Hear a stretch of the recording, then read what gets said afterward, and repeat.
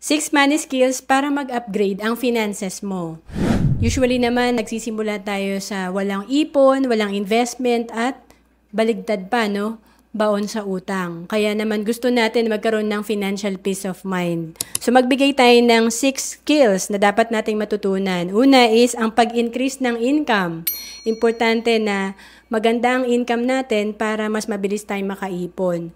Ito ay sa pamamagitan ng pagkakaroon ng part-time career kung hindi sapat ang iyong kinikita. And then pangalawa, ang pag-iipon ng pera. Importante magsimula tayo sa maliit na halaga para may mapalago tayong pera. And of course, pangatlo, ang pag-i-invest ng pera. Mas mabilis mag-grow ang pera natin pag ito ay nasa investment vehicle.